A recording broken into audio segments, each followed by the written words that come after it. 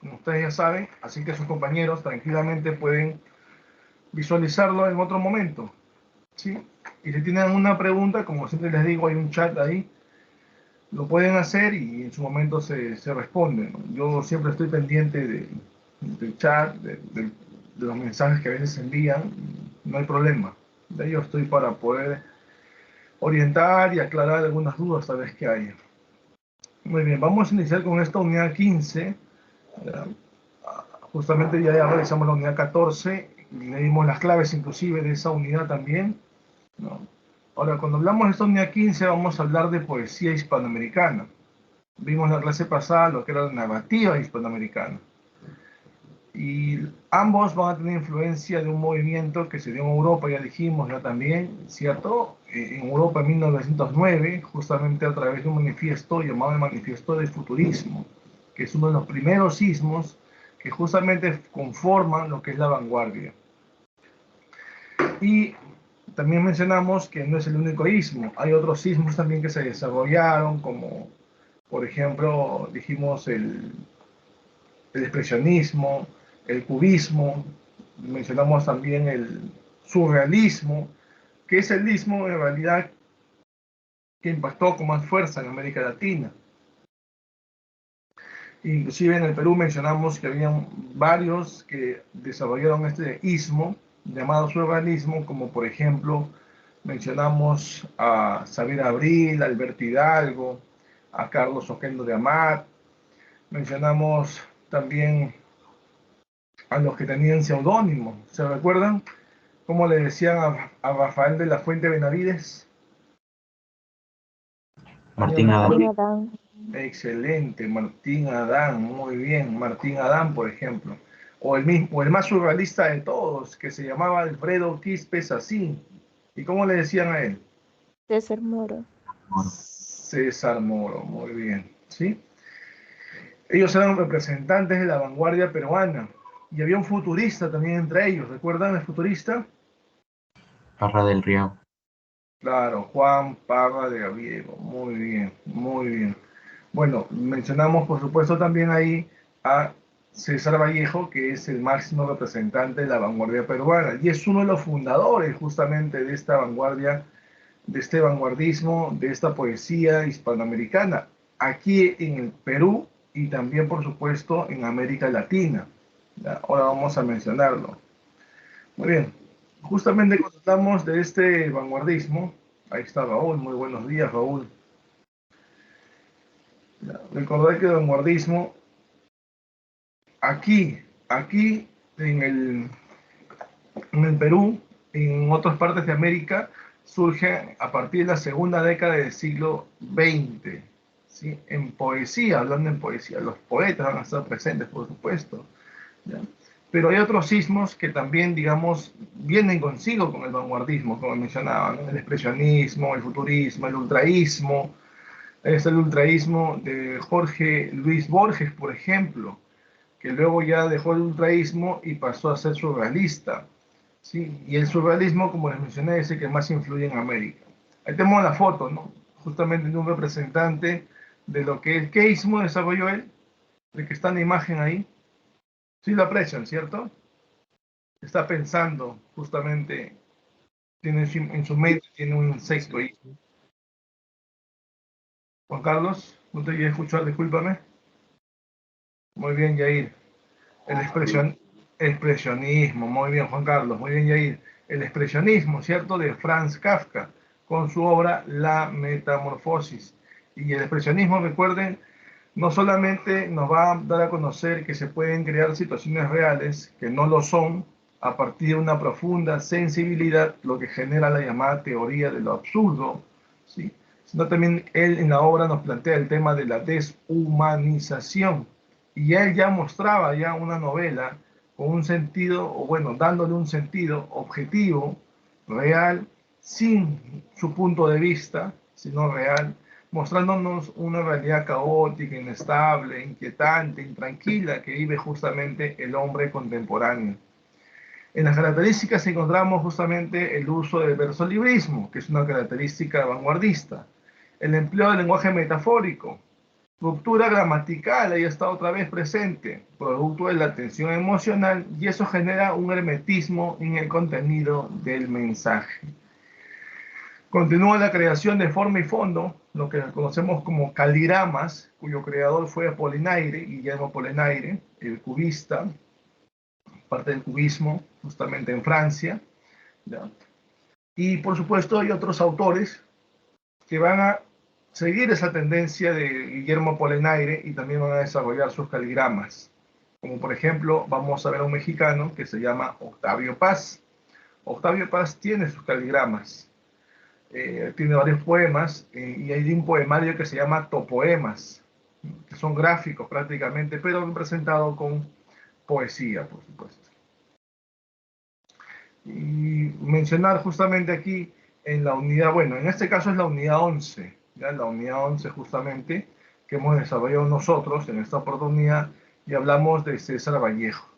Y justamente en él recae una especie de retroalimentación porque hay que recordar que él, antes de ser un poeta vanguardista, él desarrolló otra etapa, ¿no? Que era el modernismo. Inclusive publicó una obra en 1918 llamado Los Heraldos Negros.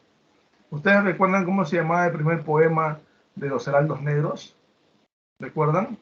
Los heraldos negros. Claro, donde decía hay golpes en la vida tan fuertes, yo no sé, golpes como el orden de Dios, decía, ¿no? Entonces, él al inicio fue un poeta modernista. Luego ya en 1920, tras un suceso que él, por supuesto, no cometió, un hecho que no cometió, él estuvo recluido en la cárcel 112 días. Y ahí escribe él este poemario que luego ya al salir lo publica, que se llamó, bueno, que se va a llamar cuando lo publica Trilce, que es de tendencia vanguardista, ¿ya? Ahora, las temáticas de su obra expresa dolor, bueno, más que todo los contenidos relacionados al ser humano, la problemática, el destino del hombre, ¿sí? Por eso hablan de cuestiones humanas y sociales, ¿no?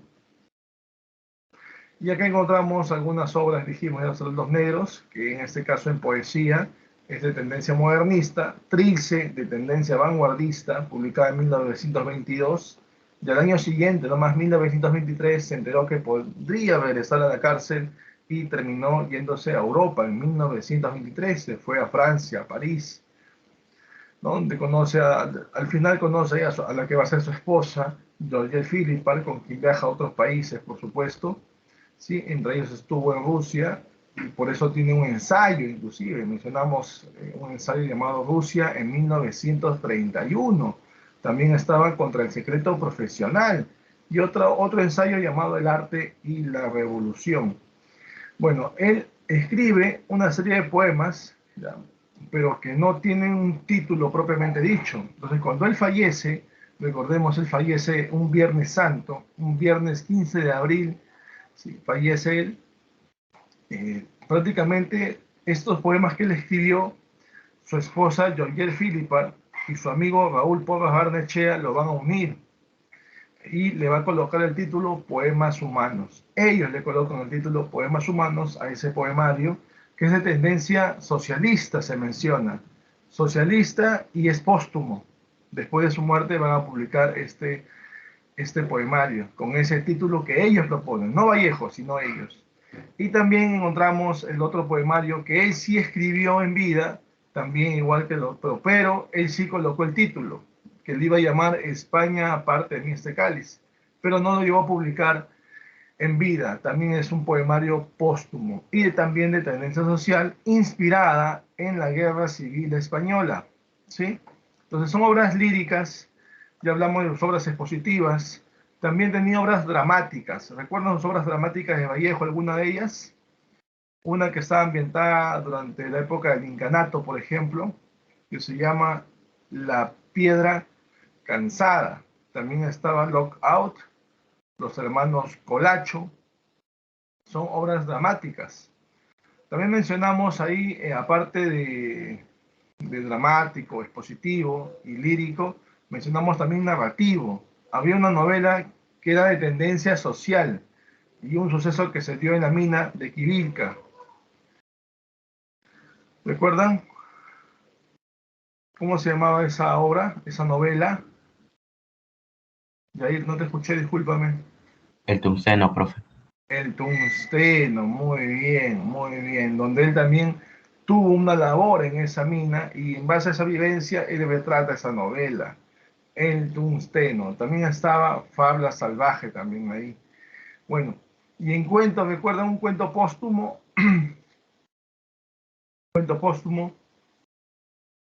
donde hay una especie de desigualdad, muestra él, da a conocer la desigualdad social, ¿no? Debido a una cuestión económica, por supuesto, ¿no? De dos niños prácticamente, hay más ¿Paco niños. Yunque? Paco Yunque, muy bien, Emily, ¿no? El niño pobre contra el niño rico, prácticamente el niño rico va, digamos, a sobreponerse contra la pobreza de aquel niño llamado Paco Yunque, justamente. Bueno, entonces encontramos ahí a César Vallejo, que es el máximo representante del vanguardismo peruano. Uno, recordar que César Vallejo es conocido como el poeta metafísico, el poeta universal, ¿no?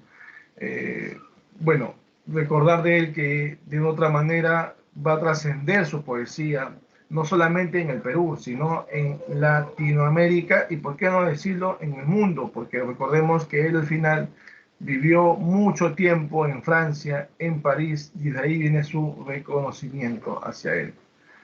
Muy bien, muy bien. Ahora vamos a ver, sí, que aquí, bueno, por la influencia justamente de ese llamado vanguardismo, vamos a encontrar nosotros, sí, dos tipos de poesía. Justamente hablábamos en una clase cuando mencionábamos la generación del 50. ¿Recuerdan la generación del 50? Había dos tipos de poesía también, poesía pura y poesía social. La poesía pura no tiene un compromiso social, como se dice, es simplemente expresar sentimientos, emociones. ¿Ya? En cambio, la poesía social sí es de rechazo, de protesta, es una poesía que de otra manera busca crear sensibilidad en las personas de que algo está sucediendo mal en nuestro entorno, ¿sí? Y tenemos algunos representantes. Por ejemplo, en poesía pura encontramos a Vicente Huidobro.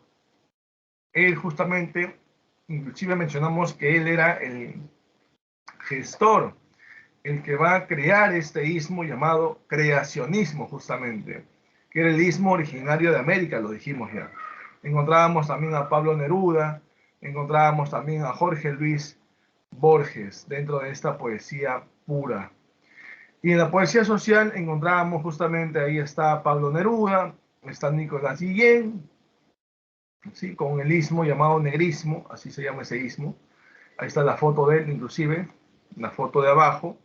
¿Sí? En la parte inferior derecha está Nicolás Guillén.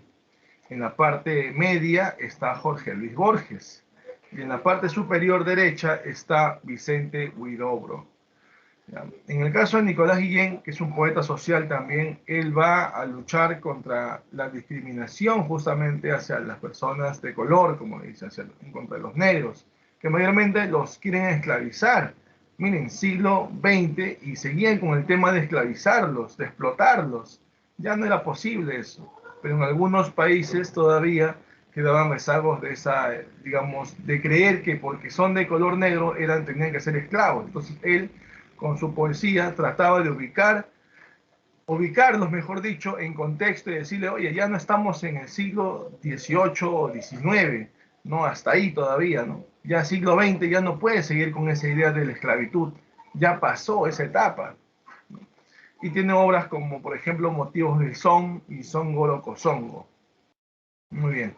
Entonces, hasta ahí tenemos dos tipos de poesía influenciados, dijimos, por el vanguardismo.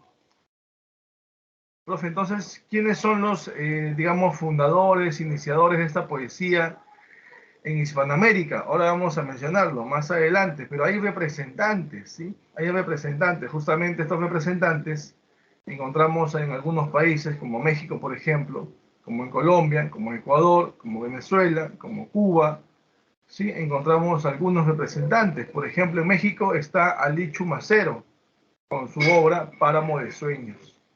Páramo de Sueños. poeta mexicano, al igual que José Emilio Pacheco, que Rosario Castellano, Óscar Becerra y, por supuesto, el Premio Nobel Mexicano 1990, Octavio Paz, de quien vamos a hablar al final. En Colombia encontramos a Álvaro Mutis, por ejemplo. En Ecuador a Jorge Enrique Adón. En Venezuela a Juan Liscano. En Cuba a José Lezama. Son representantes. Hay más por si acaso, pero son los más, digamos, voceados, los más representativos. Inclusive Álvaro Mutis colaboró mucho con García Márquez en la obra Cien años de soledad, por ejemplo. Muy amigo de él, ¿no? De Gabriel García Márquez. En la foto que ven ahí, él es Ali Chumacero.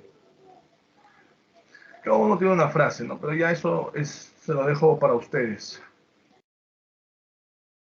Aquí encontramos también algunos representantes más. Por ejemplo, tenemos en Nicaragua, tenemos en Chile, tenemos en Argentina, tenemos en Uruguay también.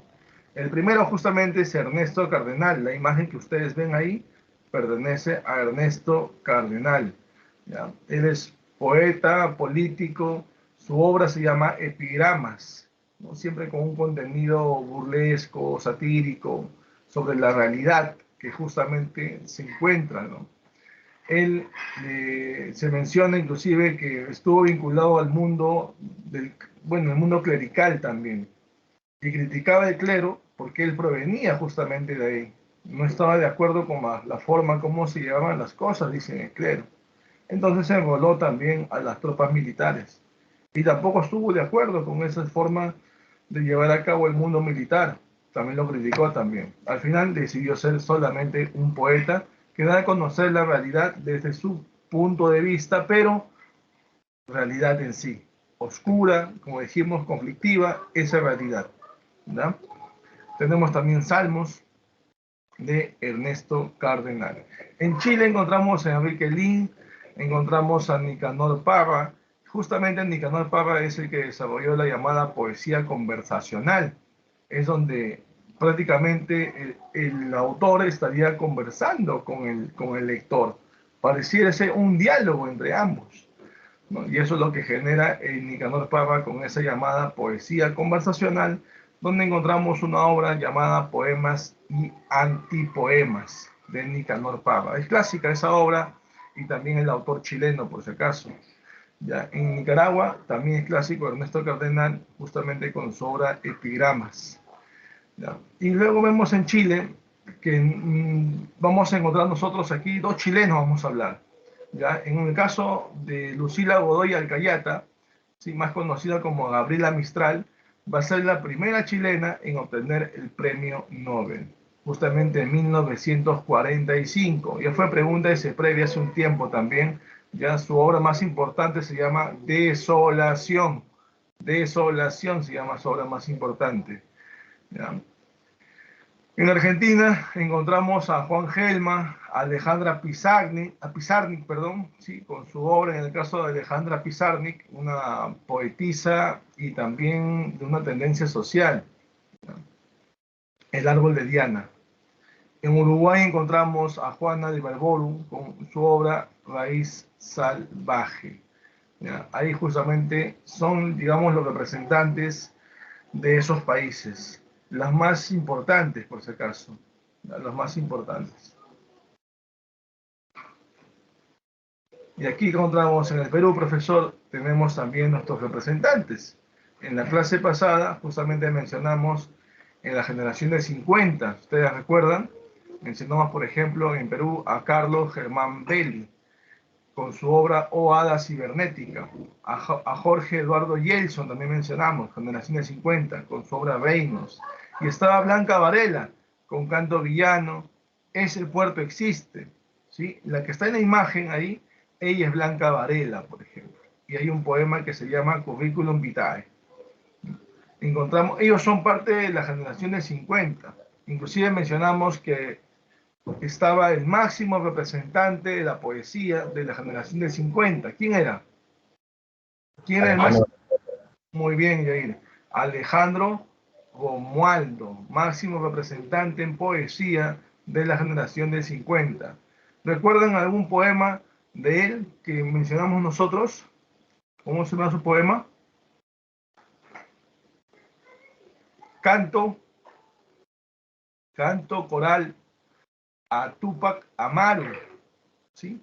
Donde justamente se ve un mensaje, ahí dijimos, oculto, un mensaje, un hermetismo en el contenido del mensaje, como también le dicen, la presencia de Jesucristo en la parte de Túpac Amaru, mencionándolo, dando a conocer algo que le sucedió a Jesucristo, ¿sí? Y que él fue, en el cual también formó parte. Muy bien. Entonces, mencionamos a Alejandro Romualdo como parte de, digamos, de la generación de 50 y máximo representante en poesía de esa generación de 50. Y en el 60 encontramos a Antonio Cisneros, profe, de 60 usted mencionó a Mario Vargas Llosa, claro, pero en narrativa, que también desarrolló, por supuesto, no solamente novelas, sino cuentos, ensayos, libros de memorias, ¿sí? Obras dramáticas, pero aquí estamos hablando de los poetas de las generaciones 60. Y ahí tenemos a Antonio Cisneros con Canto ceremonial contra un oso hormiguero, Rodolfo Inostroza con Contra Natura. Ellos son parte de la generación del 60. Y encontramos en el Perú, apareció nuestra Estela, la Estela Ramón, Estela de Raimondi, ¿no? Y acá encontramos villarrealinos.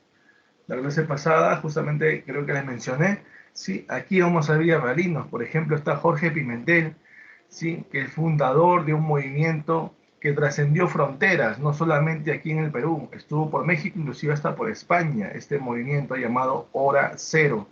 Su obra se llama Kenacort y Valium 10, es un poema muy interesante, yo les invito a leerlo, claro, hay mucho vanguardismo ahí, por supuesto, y el título a veces no necesariamente va ligado con lo que se menciona en el poema, ¿no? No siempre va ligado. Con los vanguardistas, recuerden, te pueden mencionar digamos, un tema, pero no tiene que ver nada con el contenido, ¿sí? Solamente es una cuestión de gustos, de pareceres, ¿sí? Y que quiere colocarlo porque a él le gusta, ¿no? Y no tiene que ver nada con el contenido del poema, por ejemplo. Muchas veces se aprecia eso, ¿ya? Con los vanguardistas, ¿eh? Con los vanguardistas.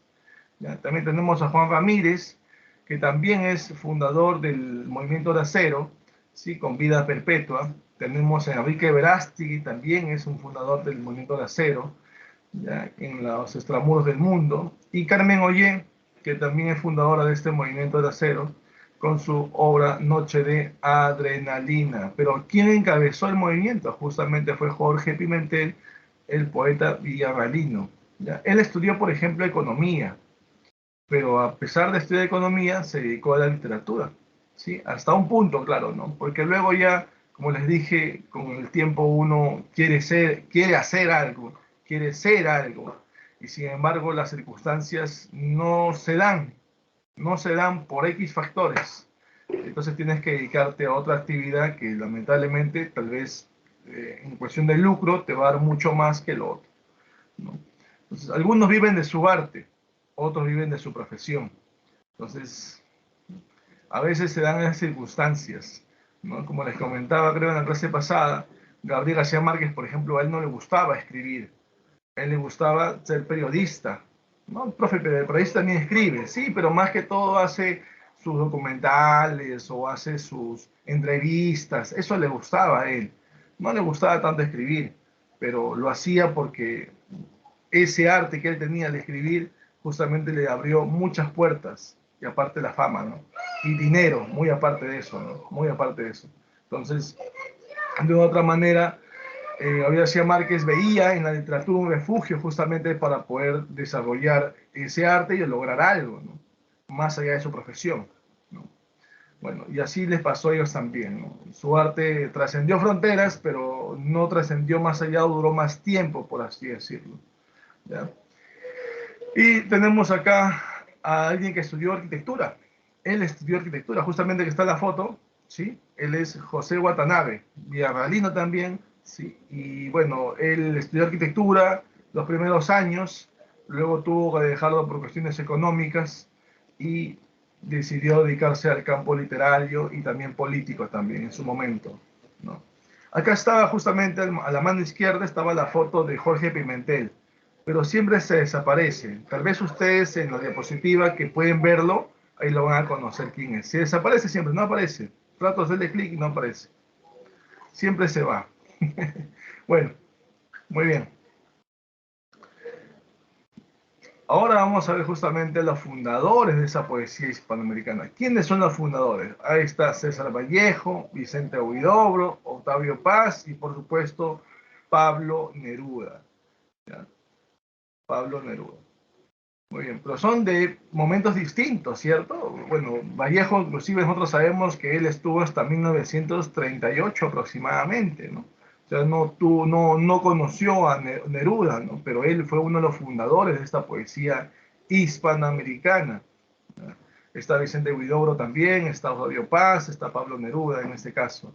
Todos influenciados por el surrealismo. ¿No? Inclusive una pregunta que se dio justamente era es uno de los fundadores de la poesía hispanoamericana y en la clave estaba Octavio Paz, ¿no? Que es uno de los fundadores. También está Vallejo, Vicente Huidobro y Pablo Neruda. Muy bien, vamos a hablar justamente de él. Él se llama Ricardo Eliezer Neftalí Reyes Basualto, conocido como Pablo Neruda. Así se va a conocer, como Pablo Neruda. Él va a recibir el premio Nobel en 1971. Es el segundo premio Nobel chileno. La primera, dijimos, era Gabriela Mistral, Lucila Godoy. Bueno, como dice en la diapositiva, murió tan solo 2 años después de recibir el premio Nobel y en circunstancias penosas. Él, bueno, le van a detectar cáncer y se menciona que ese cáncer fue inducido inclusive. Profe, ¿cómo se puede inducir el cáncer? Bueno, hay formas justamente como las conspiraciones, las llamadas conspiraciones. Pablo Neruda no solamente era literato, era uno de los mejores políticos chilenos, los mejores políticos de la izquierda chilena, ¿sí? Pero una izquierda, pues, ya les dije, ya creo en otras clases, una izquierda moderada, sensata, que entiende el papel de la empresa privada, ¿no? Entonces, Neruda era ese tipo de políticos y él era para que sea el presidente de Chile. Sin embargo, a él no le gustaba, dice, estar sentado en un escritorio y de ahí poder, ¿no? Y tal vez viajar que otro lugar, pero no era lo suyo, decía. Yo puedo apoyar mucho en política, pero para representar todo un país se hace, se hace necesario, digamos, una, una mayor voluntad que la que yo tengo, decía eso Pablo Neruda. Y esa voluntad que la que yo no tengo, la tiene él, decía. Y aquí lo señalaba a Salvador Allende, que era su amigo justamente. Y Salvador Allende va a ser prácticamente Pablo Neruda le da su lugar a Salvador Allende. Y por eso Salvador Allende llega a ser presidente de Chile, muy amigo de Pablo Neruda. Y lo va a ayudar, por así decirlo, entre comillas, lo va a apoyar, va a colaborar también con Pablo Neruda para que sea diplomático y así él podía viajar a varias partes de América Latina y también de Europa como diplomático. Él quería, como muchas veces lo hizo Rubén Darío en su momento, el mismo Chocano, que hablamos de ello, ¿cierto? La literatura era su arte, su vida, pero la política era el medio para llevar a cabo o dar a conocer justamente su poesía, su arte, el movimiento, en el caso de Rubén Darío.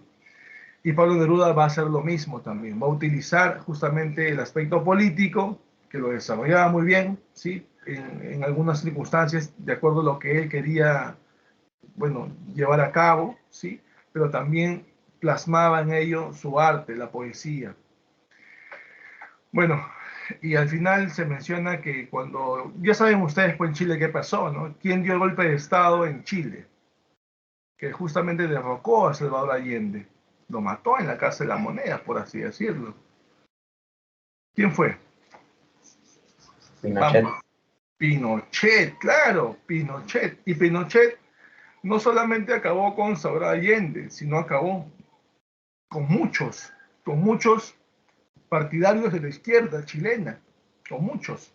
¿sí? Como todo dictador, no quiere tener obstáculos, no quiere tener enemigos cerca o personas que en su momento vayan y, como se dice, levanten el pueblo, ¿no? No quiere eso, se comenzó a eliminar a sus enemigos.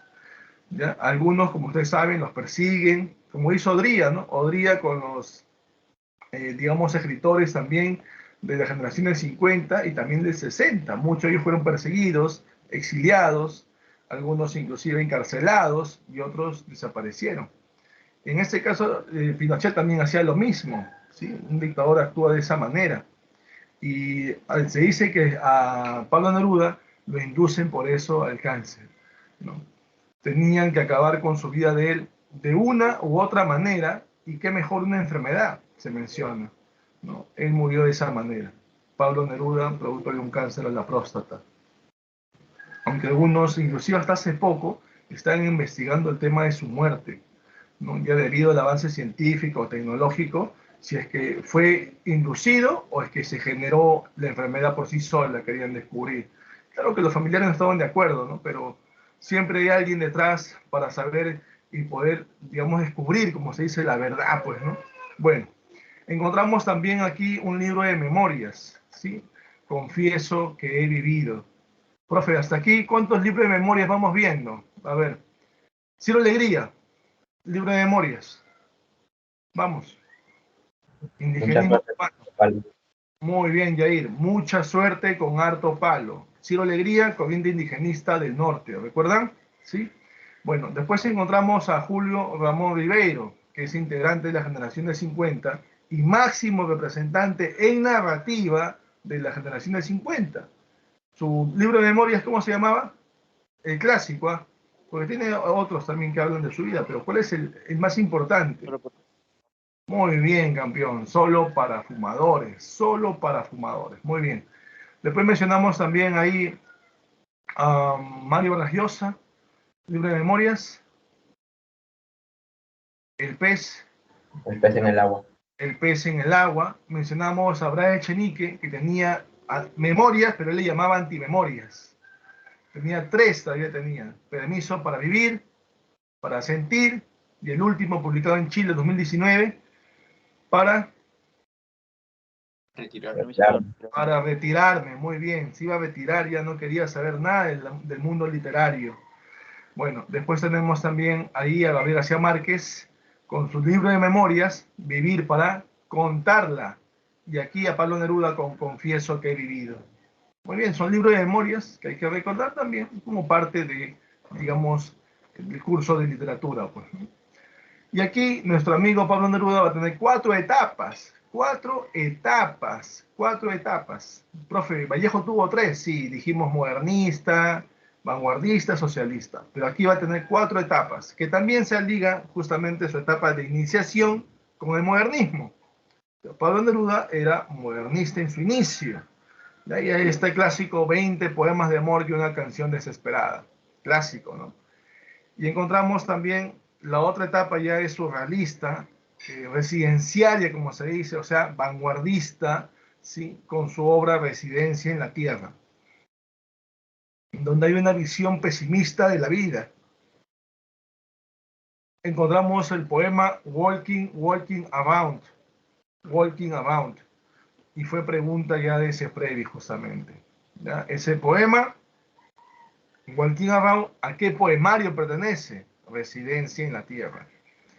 ¿No? Donde dice que sucede que me canso de ser hombre, dice. Y cuando dice que sucede que se cansa de ser hombre, no va al aspecto, como dicen algunos, de género, sino de la raza humana. Dijimos que solamente hay una raza, que es la raza humana. De ser humano a veces no se le entiende, ¿no? No se le entiende porque dice querer amar a su prójimo y sin embargo le hace daño, le insulta. Entonces, en algo tan sencillo nada más, miren, ¿eh?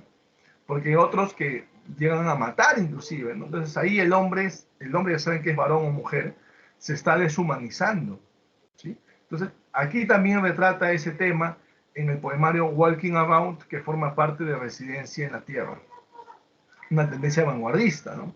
Bueno, después tenemos una poesía social política, o sea, poesía social, pues, ¿no? Social política, social. Y tenemos ahí canto general. Canto General. Es el poemario que representa esta etapa. Y el poema que ha sido pregunta de Seprevi y de admisión inclusive de la Villarreal, justamente es Altura de Machu Picchu. Cuando colocaron ese poemario, dijeron quién era el autor, Altura de Machu Picchu. Entonces, el que menos, pues nunca va a pensar que un chileno va a hablar sobre un complejo arquitectónico tan importante para el Perú, ¿no? Aunque ellos quieren siempre los chilenos quedarse con todo lo nuestro, ¿no? Pero bueno, las claves habían 4 peruanos y un chileno, nadie más, ¿no? Y entonces la clave justamente era Pablo Neruda, que escribió Alturas de Machu Picchu, que forma parte de Canto General. Ya fue pregunta de admisión de la vida real y también de ese proyecto. Tenemos también la poesía profesional, que es una poesía, digamos, como netamente como poeta, por así decirlo, donde utiliza figuras literarias, donde utiliza algunas especies líricas que habían sido un tanto ya dejadas de lado, como por ejemplo la oda, donde se expresa alabanza, exaltación. Ya no había reconocimiento, pues, ya no había reconocimiento, ¿sí? Muy bien. Claro, lo clásico, ¿no? Como dice Raúl, hubiese marcado cualquier peruano, dice, pero no un chileno, exacto. Por ese motivo, lo que se trata aquí es de darle los tips, ¿no? No las fijas porque ya saben que en esta vida nada es fijo, pues, ¿no? Todo es relativo, decía Albert Einstein.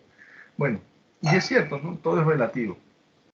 Tenemos odas elementales, justamente, donde encontramos sencillez, tono vital y optimista, ¿no? Esa es la poesía profesional que desarrolló justamente Pablo Neruda. Y aquí hay alabanza al mar, al tiempo, al vino, a la cebolla, por ejemplo, ¿no? En odas elementales. ¿Ya? Entonces ahí están las 4 etapas. La primera modernista, o iniciación también le llaman. La segunda surrealista, o residenciaria, vanguardista, mejor dicho.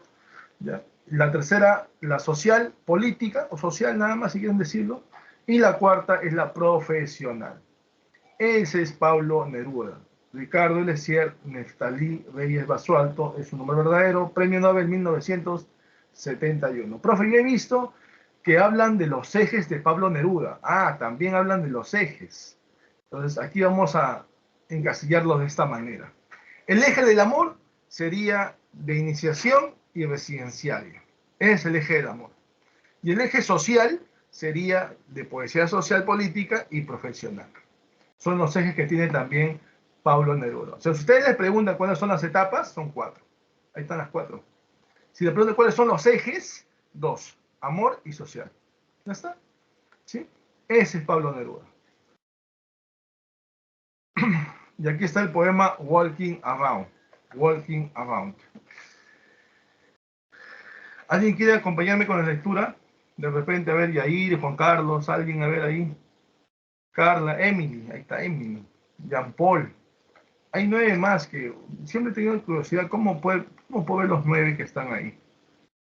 Ah, ya. También está Delit, está Ariel, está Camila, está Joaquín, está Jorge, mi tocayo, que la clase pasada también ahí estaba en el chat ahí. Está Carla también, bueno, Carla mencioné, Laurita, Mayer, Nayeli también está, pero ahí, ¿sí? Bueno, Carlita también está, ¿sí? Yo le ayudo, profesor. A ver, Adelit, genial Adelit. A ver, colabora con el curso. A ver, mi estimada Adelit. Walking Around.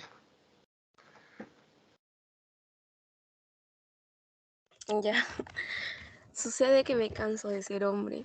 Sucede que entro en las sastrerías y en los cines marchito, impenetrable, como un cisne de fieltro, navegando en un agua de origen y cenizas. El olor de las peluquerías me hace llorar a gritos. Solo quiero un descanso de piedras o de lana. Solo quiero no ver establecimientos ni jardines, ni mercancías, ni anteojos, ni ascensores. Sucede que me canso de mis pies y de mis uñas, y mi pelo y mi sombra. Sucede que me canso de ser hombre. Sin embargo, sería delicioso asustar a un notario con un lirio cortado, o dar, o dar muerte a una monja con un golpe de oreja. Sería bello ir por las calles con un cuchillo verde y dar gritos hasta morir de frío. No quiero seguir siendo raíz en las tinieblas, vacilante, extendido, tirando de sueño. Hacia abajo, en las tripas mojadas, uy, ya no veo.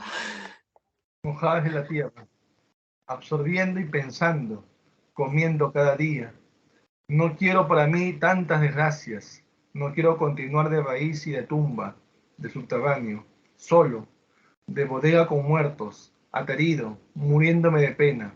Por eso el día lunes arde como el petróleo, cuando me ve llegar con mi cara de cárcel, y aúlla su transcurso con una rueda herida, y da pasos de sangre caliente hacia la noche, y me empuja a ciertos rincones, a ciertas casas húmedas, a hospitales donde los huesos salen por la ventana, a ciertas zapaterías con olor a vinagre, a calles espantosas como grietas.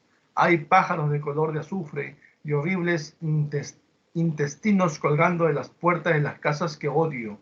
Hay espejos que deberían haber llorado de vergüenza y espanto. Hay dentaduras olvidadas en una cafetera. Hay paraguas en todas partes y venenos y ombligos. Yo paseo con calma, con ojos, con zapatos, con furia, con olvido. Paso, cruzo oficinas y tiendas de ortopedia y patios donde hay ropas colgadas de un alambre, calzoncillos, toallas y camisas que lloran lentas lágrimas sucias. Muchas gracias, Adelit. Muchas gracias. Muy bien. Por ejemplo, ahí vemos nosotros clarísimo, ¿sí? Bueno, con el mensaje, por supuesto, que decimos siempre oculto, ¿cierto? Que, bueno, la vida del hombre está lleno de desgracias, incluso hay una parte que lo menciona, ¿no? ¿Sí? Y que no entiende cómo se dan ciertos sucesos en la vida y el hombre no hace nada por ello. Entonces, todo esto lo que nos dice aquí nuestro amigo Pablo Neruda es prácticamente que ya está cansado de la existencia humana, está cansado de existir, por así decirlo. ¿Sí? Ese poema se llama Walking Around, que forma parte... ¿De qué poema le forma parte, dijimos? ¿De qué poemario? Lo dijimos, ¿ah? ¿Qué etapa era? Ahí está.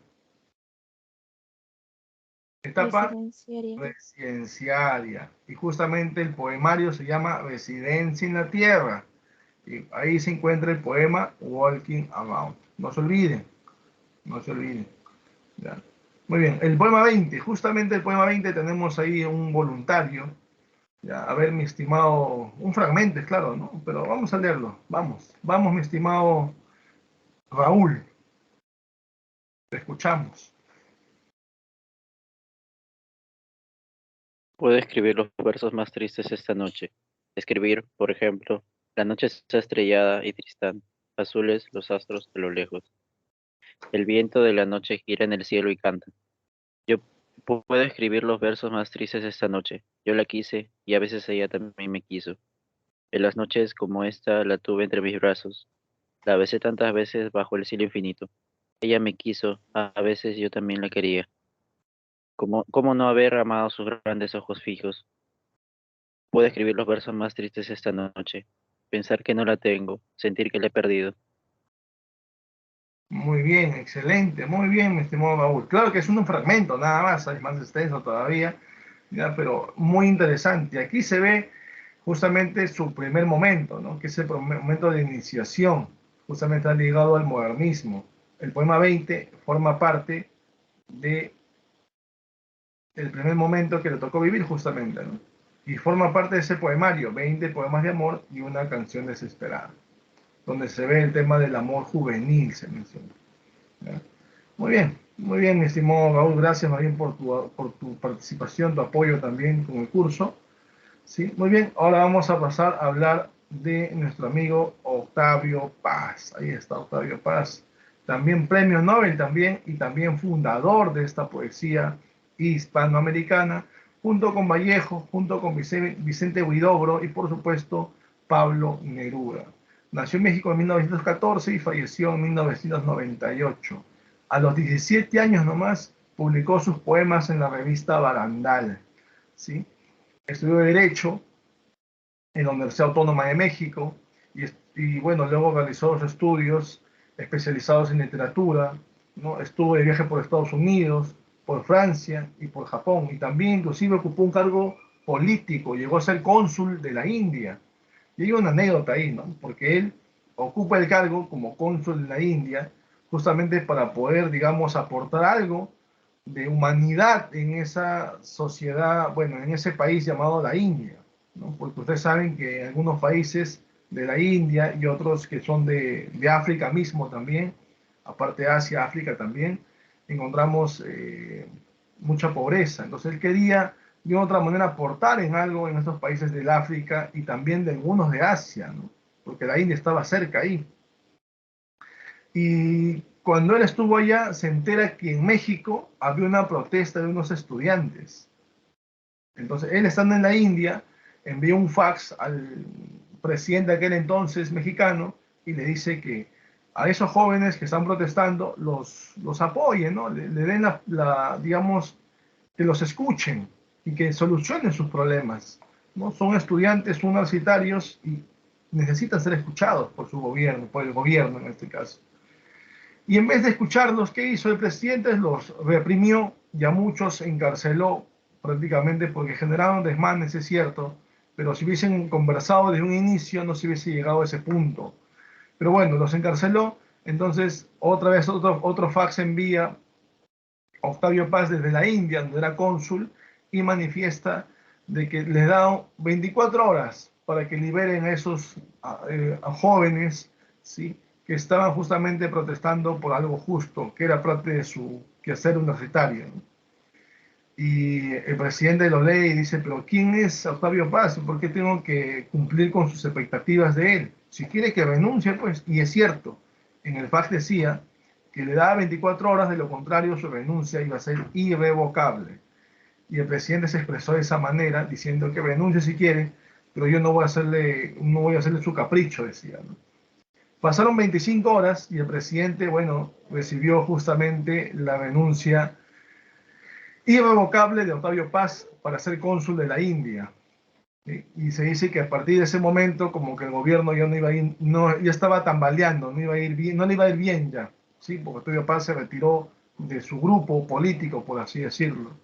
Entonces el presidente dijo, ya, liberen esos jóvenes, libérenlos, y díganle a Octavio Paz que ya se liberó ya. Y Octavio Paz recibe la noticia de que a las 25 horas recién lo liberaron.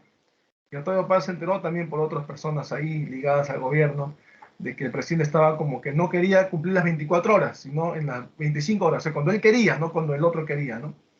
Entonces se enteró de eso, dijo, bueno, envió un fax manifestándole su agradecimiento y también, bueno, el gesto que tuvo con los jóvenes de liberarlos, porque no le parecía justo que estén encarcelados por tanto tiempo, ¿sí?, por reclamar sus derechos nada más. Pero su renuncia era irrevocable y no iba a regresar ya a su gobierno.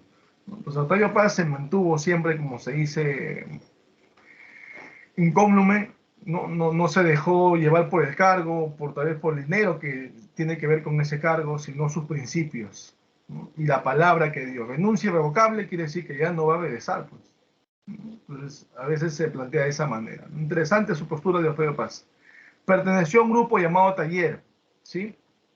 Editó una revista con el mismo nombre, Taller, que es, más que todo la revista Taller, era una revista de ensayos, de crítica, en lo cultural, en lo social, en lo político, ¿ya? Y por supuesto vinculado con el mundo literario, o sea, el ensayo, la crítica, el ensayo, ¿no? Él es ensayista, por si acaso, es poeta y ensayista, ¿ya? Y fundó otras revistas como Plural y Vuelta con el mismo contenido literario, es decir, un contenido igualito, ¿no? Cultural, social, político, pero en ensayo, a través de ensayos. Después tenemos también, que ya dijimos eso, que era Premio Nobel en 1990. Obras, justamente en el lírico, tenemos ahí Luna Silvestre, que es su primer poemario, Raíz del Hombre, Libertad bajo palabra, Salamandra, Ladera Este, el monogramático, topoemas, que están aquí los famosos caligramas que él creó. Bueno, que él no creó, sino que él desarrolló de la creación de Guillermo Apollinaire, el que desarrolló el cubismo, él desarrolla topoemas. Y también está Convergencias, Blanco también. Y en el expositivo, por eso le decía que era poeta y ensayista, Sor Juana Inés de la Cruz o Las trampas de la fe, El logro filantrópico, El laberinto de la sociedad, La llama doble, donde se aprecia el erotismo y el amor, que es el ensayo, digamos, más importante que tiene Octavio Paz. Profe, he visto una pregunta, he visto una pregunta,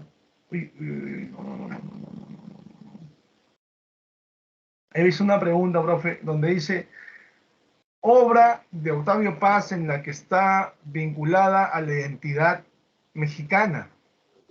Si dicen obra, así de manera, digamos, abierta, y depende de las claves, ¿no? Porque hay dos obras que hablan de la identidad mexicana.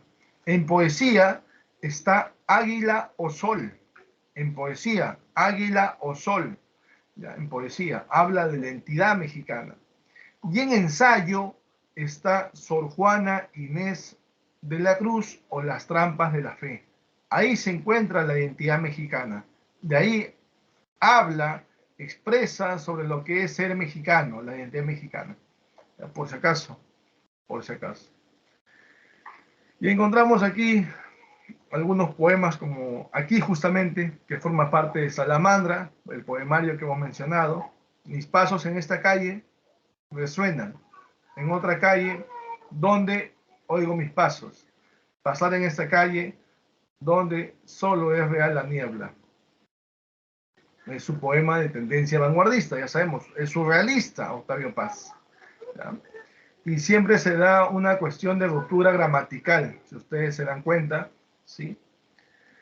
El otro poema se llama Reversible, que forma parte del poemario Blanco. Profe, ¿por qué está así? No, a usted no le ha dado el espacio necesario. Así está escrito el poema. Es como si formara parte de un caligrama, ¿no? El fondo y la forma, por así decirlo. ¿Sí? Reversible. En el espacio estoy dentro de mí. El espacio fuera de mí. El espacio en ningún lado. Estoy fuera de mí. En el espacio dentro está el espacio fuera de sí. Ningún lado estoy, en ningún lado estoy, en el espacio, etc. Es un poema también surrealista, vinculado al vanguardismo, por supuesto. Y aquí están palabras en forma de tolvanera, que forma parte justamente de una de las revistas que él funda, que se llama Vuelta, ¿no? Dice, ahora la ventana que da, a ninguna parte la ventana, que se abre hacia adentro. El viento levanta instantáneas livianas torres de polvo giratorio. Son más altas que esta casa, caben en esta hoja, y caen y se levantan antes que digan algo. Al doblar la hoja, se dispersan torbellinos de ecos, inspirados por su propio girar. Ahora se abren en otro espacio, dicen, no lo que dijimos, otra cosa, siempre otra, la misma cosa siempre. Palabras del poema, no las decimos nunca, el poema nos dice. Ahí está, en los poemas de Octavio Paz. En este caso forma parte de la revista Vuelta. Palabras en forma de tolvanera. Muy bien, jóvenes señoritas, hasta ahí es nuestra clase del día de hoy, hasta ahí nuestro curso de literatura con la unidad 15. Ya hemos terminado el día de hoy y vamos a desarrollar la separata ahorita y luego vemos las preguntas con el repaso de las otras unidades. Ya todavía tenemos tiempo, así que no hay problema. ¿Ya? Vamos entonces a la separata, ¿les parece? De esta unidad 15, ¿sí? ¿Alguna pregunta? ¿Todo claro hasta ahí? ¿Todo claro? Sí, muy bien. Ahí está. Profesor, ¿podría repetir los últimos libros que mencionó que hablaban acerca de la Guerra de México, si no me equivoco, que La mencionó? identidad mexicana. Ajá, ¿podría repetirlo, por favor? Voy a escribir ahorita más bien en el WhatsApp, ¿ya? Voy a colocar obras que tratan de la identidad identidad mexicana. Luego, en poesía, encontramos entre signos de interrogación, águila o sol, se llama de poesía.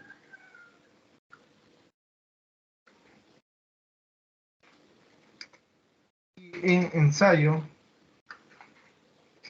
encontramos Sor Juana,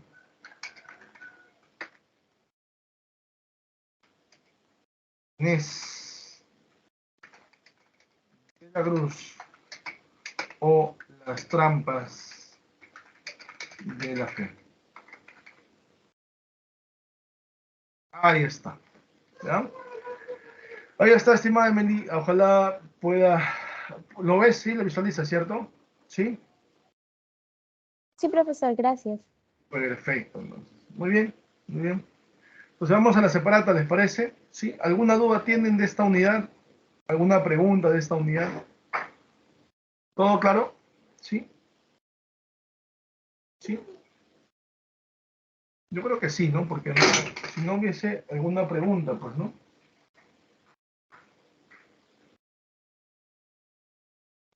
Algo está pasando. Bueno, muy bien.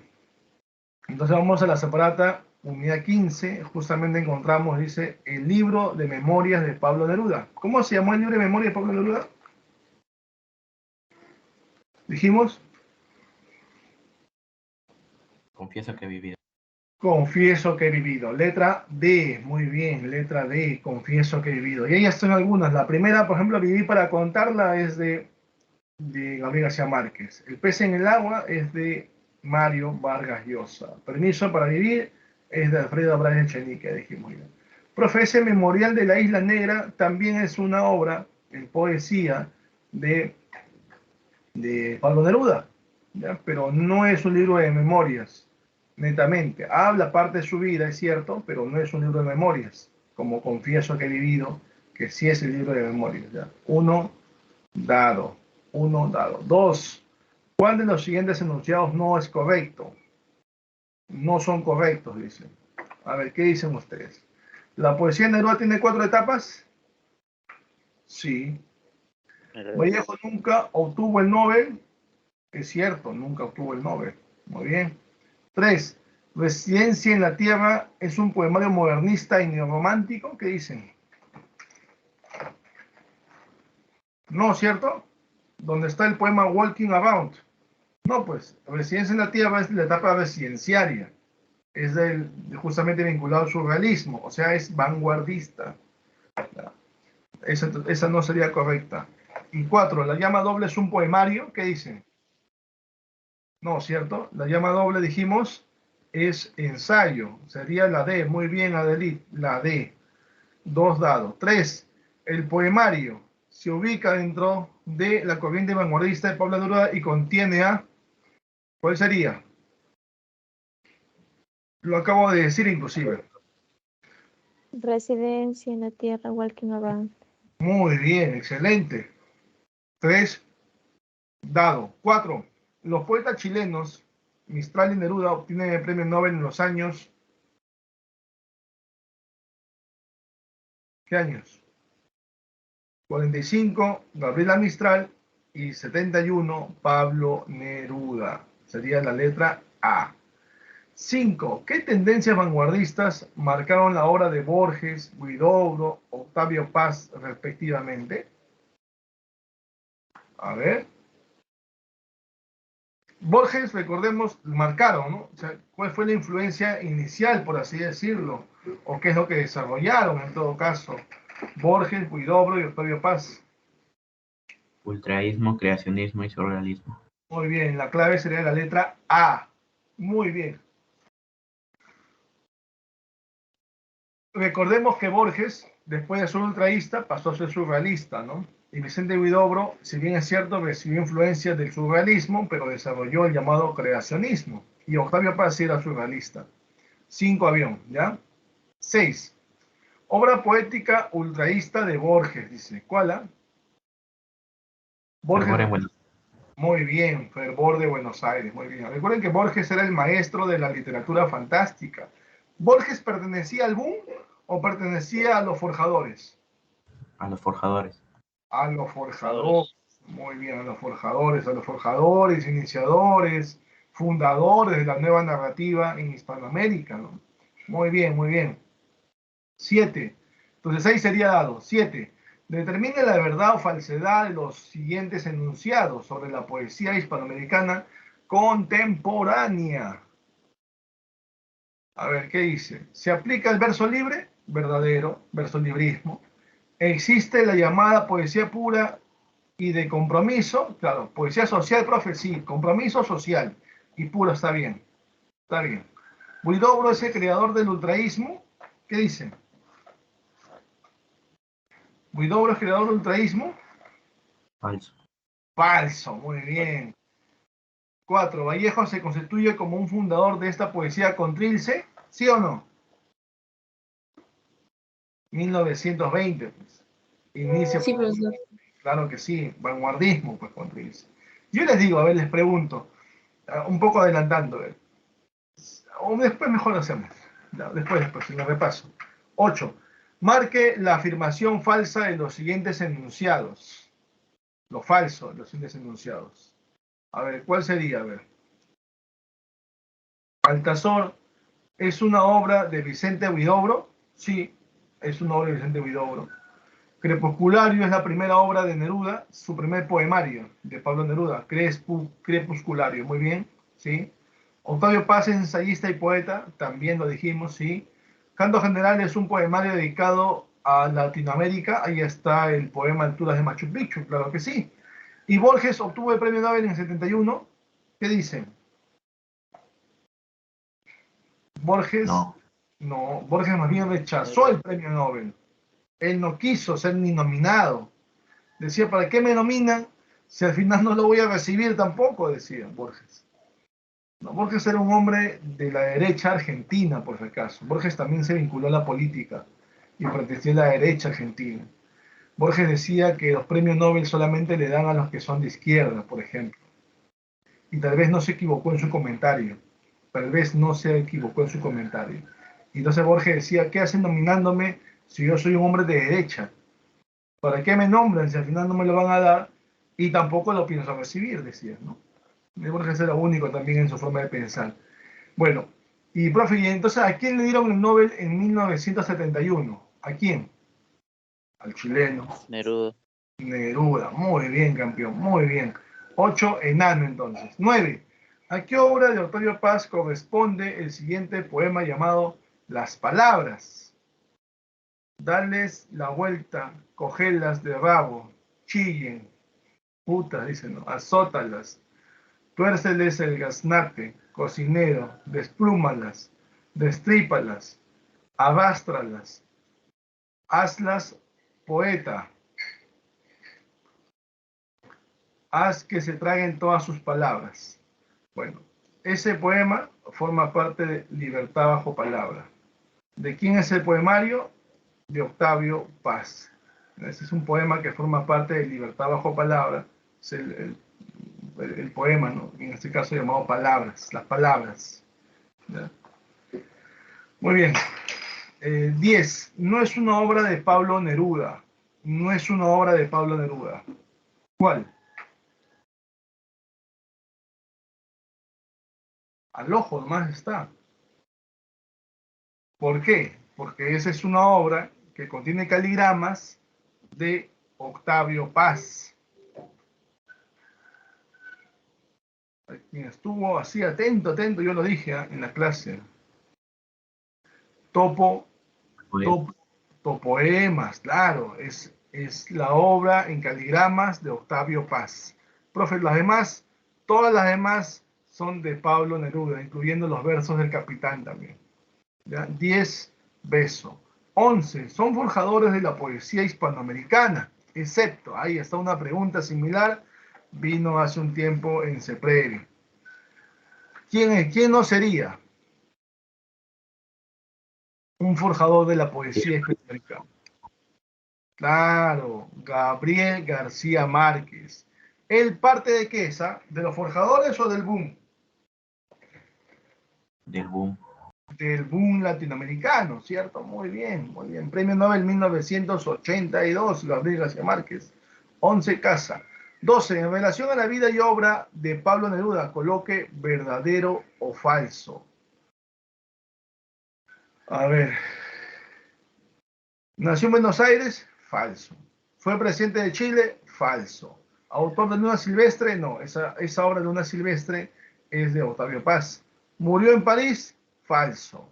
Se muere en Chile. Escribió Vivir para contarla, falso. Todas son falsas ahí. ¿Ya? Porque Vivir para contarla es de Gabriel García Márquez, el libro de memorias. Entonces, de 12, la letra B, beso. 13. Articula adecuadamente entre periodo poético y poemario de Pablo Neruda. ¿Cuál sería? A ver. Iniciación. ¿Cuál sería iniciación? ¿Cuál es el poema de iniciación? Su primer poemario. Crepusculares. Crepusculares. Claro. A con 3. Ya está. A con 3. Ya pueden ser 3 claves. Ya. Seguimos. Vanguardia. ¿Cuál sería vanguardia? Residencia en la tierra. La residenciaria, pero vanguardia, ¿no? B con 1. ¿Está bien? Lo político social o social político. ¿Con cuál? Con canto general. C2. La clave sería la letra C. La letra C. Porque lo profesional está vinculado a odas elementales. D con 4. Casa. Casa. 13 casa. 14. El cubano es autor de, que es una poesía negrista, dice. ¿Quién era el cubano? De tendencia social su obra. Nicolás Guillén. Muy bien, dijimos poesía pura y poesía social. Y en este caso está Nicolás Guillén con su poesía negrista de tendencia social llamada Songoro Kosongo. 14 casa. 15. Su poesía es catalogada de conversacional. Ese autor es nicaragüense y clérigo. También lo catalogan así, ¿no? Conversacional también. Pero dice nicaragüense y clérigo. Ah, entonces es de Nicaragua. Ernesto Cardenal. Ernesto Cardenal. La letra A. Ya. La letra A. Muy bien.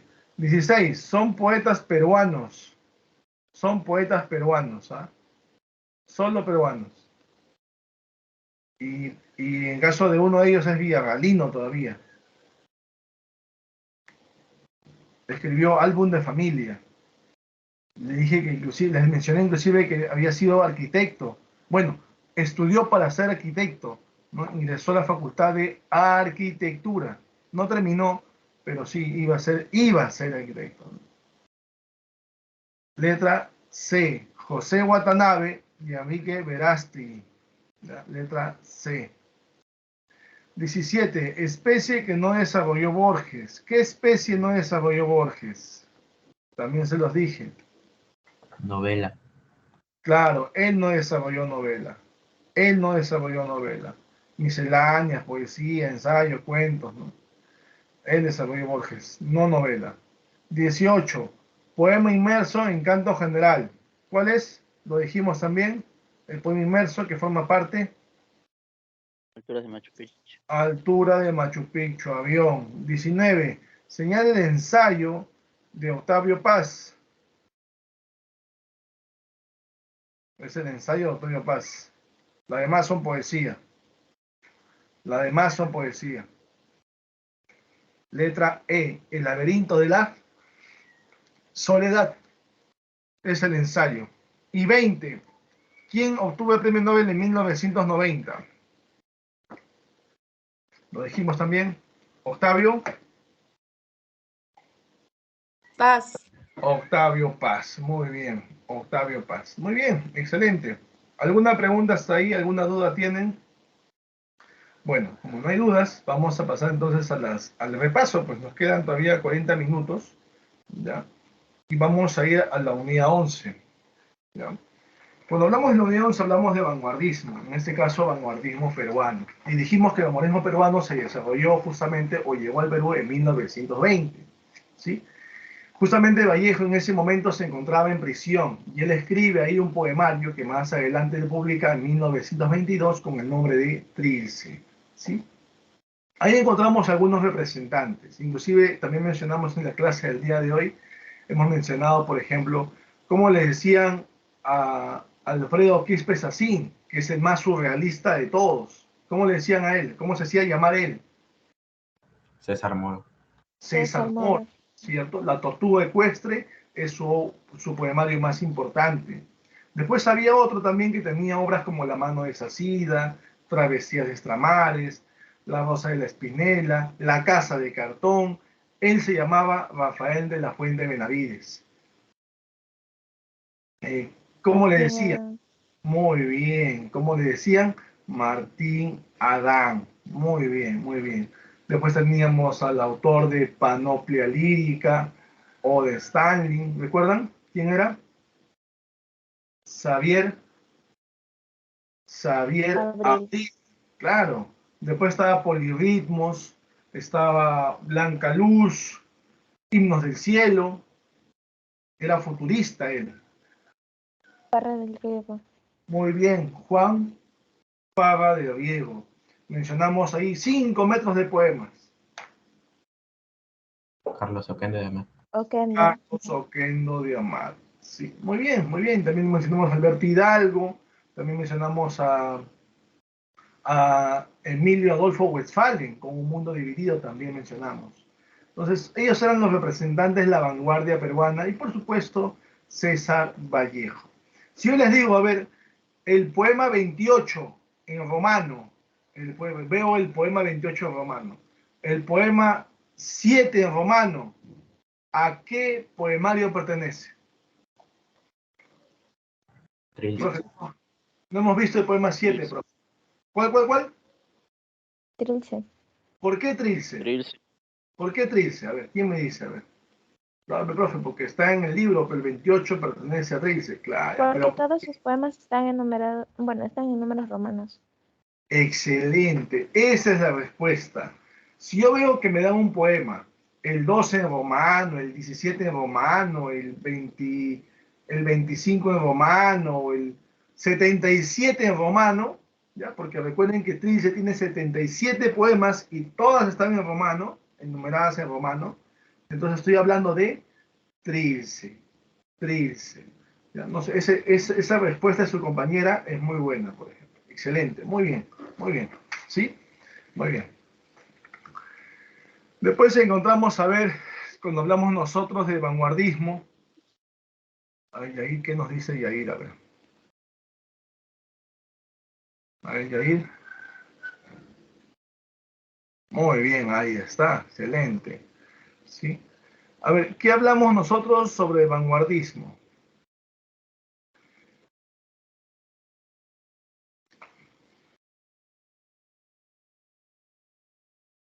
Ahí.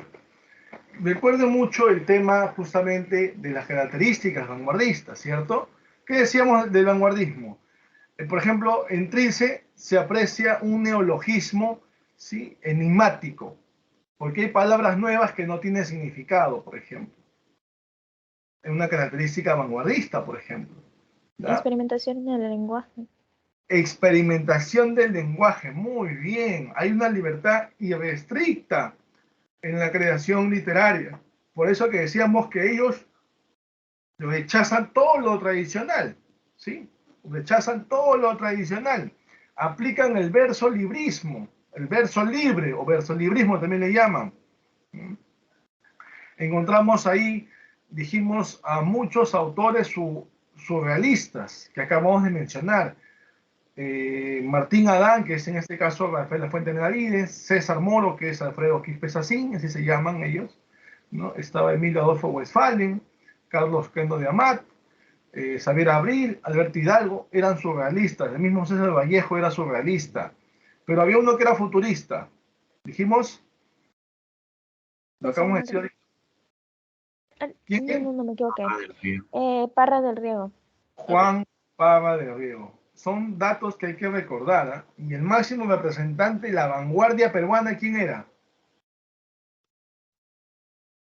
César Vallejo. César Vallejo. Muy bien, César Vallejo. ¿Ya? Son datos, no se olviden, hay que tenerlo en cuenta siempre.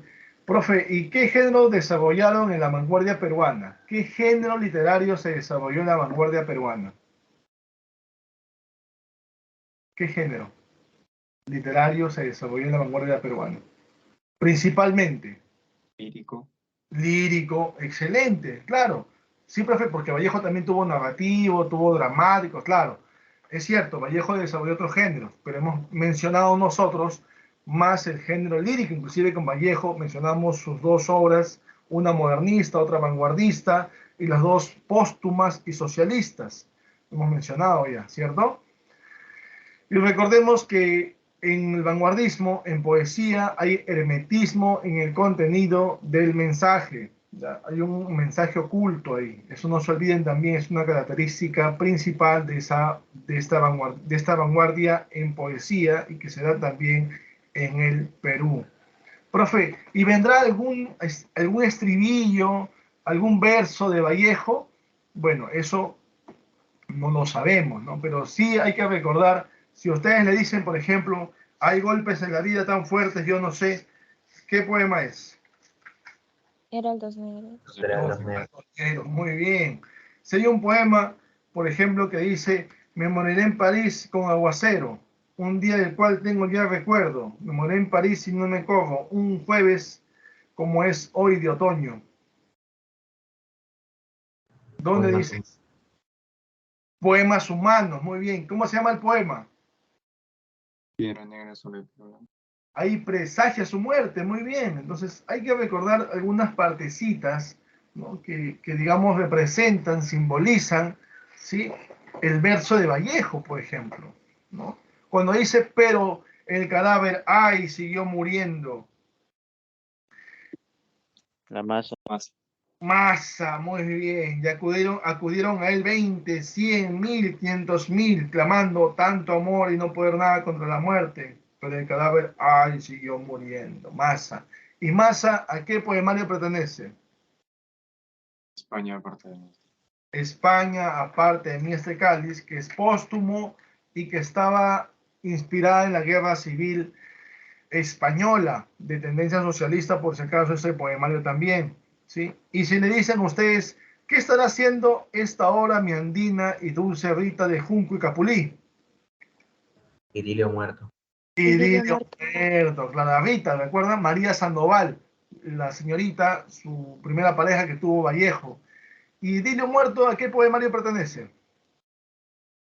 Los heraldos negros. Los heraldos negros. Excelente, excelente.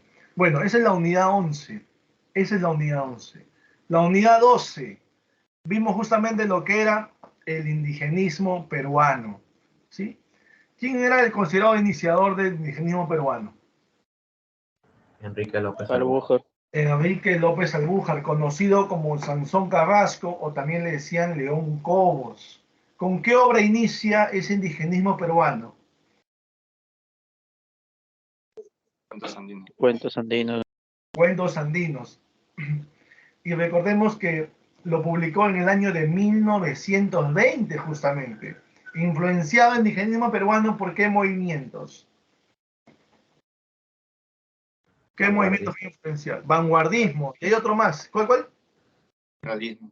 El realismo y el vanguardismo van a influenciar a este indigenismo. Y recordemos que Enrique López Albújar nos va a dar a conocer la psicología del personaje, en este caso indígena, cómo se va a comportar, su comportamiento. Nos va a mostrar sus valores, sus virtudes, sus vicios y defectos. Eso no se olvide, ¿ya? Es una característica importante que desarrolló Enrique López Albújar sobre este indigenismo, ¿ya? Ahora, a ver, su inspiración de Enrique López Albújar, ¿dónde estuvo situada? ¿En qué parte? ¿En qué ciudad? Porque recordemos que era abogado, llegó a ser juez y sus vivencias en una ciudad lo plasmó justamente porque ahí era juez, él revisaba sus expedientes y de acuerdo a sus expedientes, él publica cuentos andinos. ¿De qué ciudad obtiene esa información?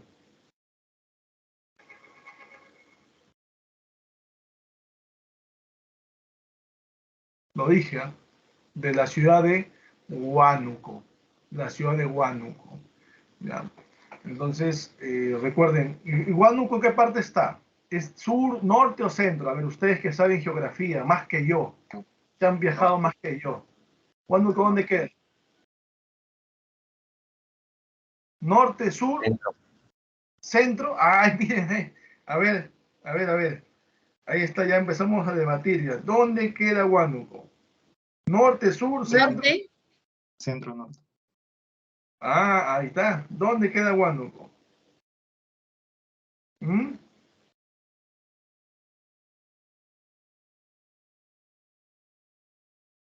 Claro, muchos van a decir norte, profe, ¿no? Pero está Centro, en el centro, claro. Centro y casi para llegar al norte está. Pero más que todo es el centro. Ya tiene parte norte, pero más que todo es el centro de nuestro país. ¿Ya? Por si acaso. ¿Ya? Porque si recordamos indigenismo, vamos a hablar de sur, norte y centro, ¿cierto? Y en el sur vimos a José María Arguedas. Y en el norte vimos a Ciro Alegría. Y en el centro a Manuel Escorza.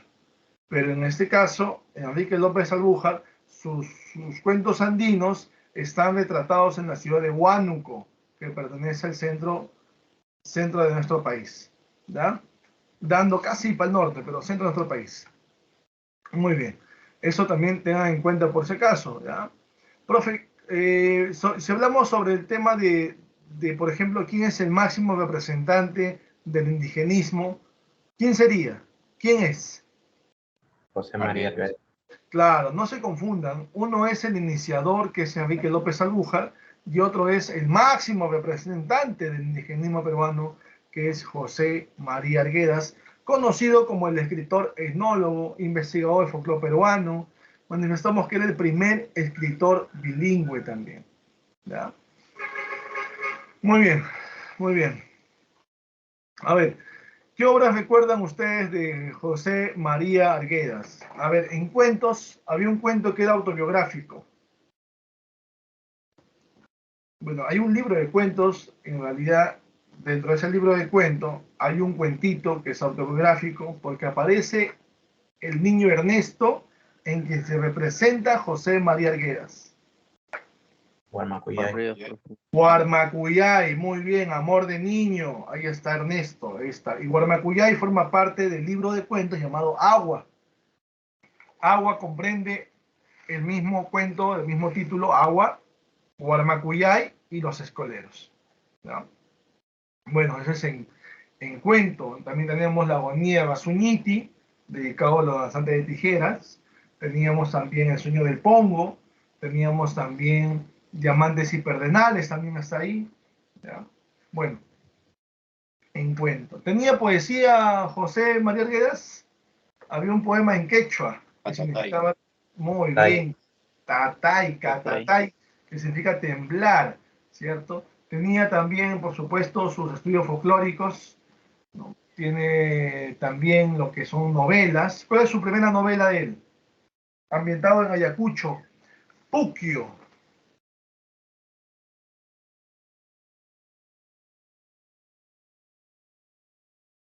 Vamos, el Turuk Puyay. Jaguar, fiesta sangrienta, muy bien. Fiesta sangrienta, muy bien. Muy bien. Encontramos también, por ejemplo, la obra que cuando él estuvo en la cárcel, El sexto. El Sexto, porque la cárcel se llamaba El Sexto y él creía esa novela carcelaria, como algunos le llaman, El Sexto. Muy bien. También tenemos su mejor novela, donde se retrata justamente una especie de conflicto cultural, ya no de un niño, sino de un adolescente llamado Ernesto, que justamente llega a ese colegio es internado. ¿Cómo se llama? Los ríos profundos. Los Los ríos ríos profundos. profundos, donde aparece el adolescente ahora, Ernesto, o sea, ahí mismo se representa José María Arguedas, por eso dicen que esa obra también es autobiográfica. ¿Y en qué departamento se da? ¿En qué ciudad se da? Recuerden que él es andahuaylino. De Andahuayla se va a Abancay. Y justamente esta obra está retratada en Abancay. Está representada en la ciudad de Abancay. ¿Sí? Bueno, es su obra más importante, Los ríos profundos. También de tendencia autobiográfica, como le dije, por la presencia de Ernesto, ¿no? Mencionamos también nosotros, cuando hablamos de José María Arguedas, una obra, una novela póstuma inconclusa. El zorro de arriba y El zorro de arriba y El el zorro de zorro abajo. de arriba y el zorro de abajo, muy bien. Póstuma inconclusa, ambientada en Chimbote, donde habla del boom pesquero y cómo los pobladores que se encontraban ahí van a vivir, van a, van a convivir, ¿sí? Ese era el zorro de arriba y el zorro de abajo. Y tenía una obra extensa, una novela extensa, justamente donde se da a conocer que nosotros somos un país multirracial, pluricultural, ¿cómo se llama? Todas, todo muy bien, todas las sangres, muy bien, muy bien. Entonces ya tenemos ahí a José María Arguedas, representante máximo del indigenismo peruano, de la corriente indigenista del sur, ¿verdad? Y en el norte estaba Ciro Alegría, que mencionamos también ahí, por ejemplo, que estuvo en prisión, que fue estudiante de César Vallejo, él nació en Quilca, Huamanchuco. Mencionando a Ciro Alegría, él publicó sus novelas allá en Chile, por ejemplo, una que ganó el premio Nacimiento, La serpiente de oro. La Serpiente de Oro. Luego estuvo enfermo casi 2 años por tuberculosis y escribió una novela más y obtuvo un segundo premio, un segundo lugar, mejor dicho, por un concurso por la editorial Zig Zag. ¿Con qué novela? perro hambriento. Los perros hambrientos. Muy bien, muy bien. Entonces hay que recordar sus obras. Él tiene un libro de memorias que hemos mencionado que se llama Mucha suerte con harto palo, Ciro Alegría, ¿sí? Y tiene una novela que la publicó también y también ganó un premio por la editorial en Nueva York llamada Farrar and Reinhardt Company, ¿no? La editorial le otorgó un premio a su novela. ¿Cómo se llama su novela? El mundo El mundo es ancho y ajeno. El mundo es ancho y ajeno, donde el tema es la lucha por las tierras, pero entre peruanos. Un hacendado abusivo llamado don Álvaro Amenábar quiere no solo quitarle las tierras a los comuneros que antes eran Rumi y después son Yanañawi, sino quiere que trabajen en su mina y ellos se van a rehusar. ¿Sí? Rosendo Maki se rehusó a que su pueblo, llamado Rumi, mueran en un socavón. No quería eso para su pueblo. Lo golpean a Rosendo Maki brutalmente, matándolo después, por supuesto, y les prácticamente quieren obligarlos a que trabajen ahora en la mina. No quieren, se van del pueblo de Rumi, dejan esas tierras y forman otra, o van a fundar otra llamada Yanañawi. Y ahí aparece el último alcalde de ese pueblo, que antes era Rumi o de Yanañawi. ¿Cómo se llama el último alcalde? Benito Castro.